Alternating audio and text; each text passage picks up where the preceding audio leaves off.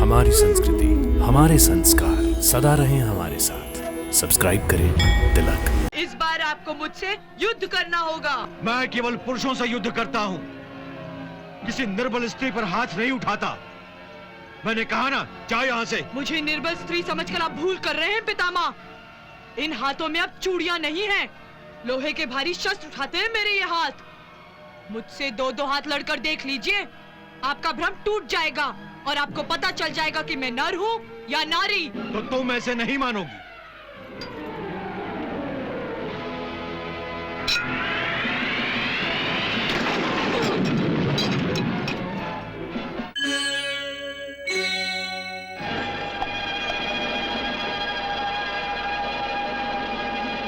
पितामह भीष्म, पितामह भीष्म,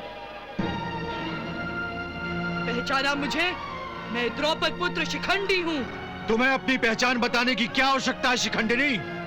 परंतु तुम युद्ध भूमि पर क्या कर रही हो? जाओ, मैं नारियों से युद्ध नहीं करता। मेरा नाम शिखंडिनी नहीं है। मैंने नारी के रूप में जन्म अवश्य लिया था, तब मेरा नाम शिखंडिनी था। पर अब मैं पुरुष बन गया हूँ, मेरा नाम अब शिखंडी है, वीर शिखंडी। पहले के जन्म में आपने न केवल मेरा दिल तोड़ा था, बल्कि मेरा जीवन भी नष्ट कर दिया था। याद है ना आपको कि मैं कुंवारी अंबा के रूप में जन्मा था? और मेरे उसी जन्म को नष्ट करने का बदला लेने के लिए मैंने फिर जन्म लिया है, और इस बार आपको मुझसे युद्ध करना होगा। मैं केवल पुरुषों से युद्ध करता हूँ, किसी निर्बल स्त्री पर हाथ नहीं उठाता। मैंने कहा ना, जाओ यहाँ से। मुझे निर्बल स्त्री समझकर आप भूल कर रहे हैं पितामह।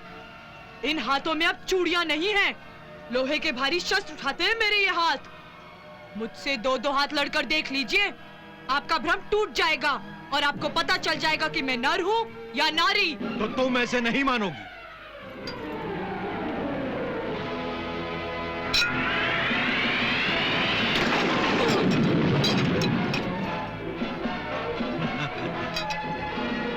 जाओ बेटी जाओ, पहले अपना रथ ठीक कराओ, उसके बाद युद्ध करने की सोचना। चलो सारथी।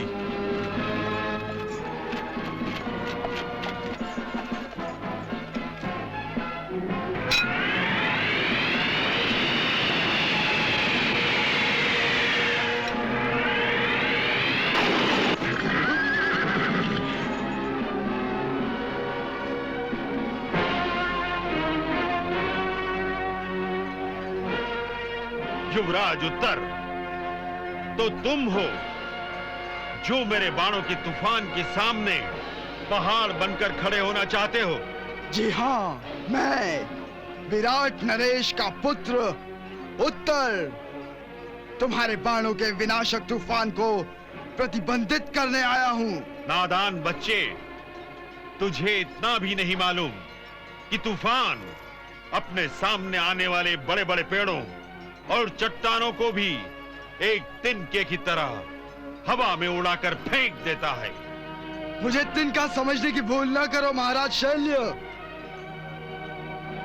युद्ध भूमि में योद्धा की आयु नहीं, उसका साहस, उसकी वीरता देखी जाती है। मैं तुम्हें युद्ध के लिए निमंत्रित करता हूँ, मुझसे युद्ध करो, युद्ध। होश में आओ युवराज उत्तर,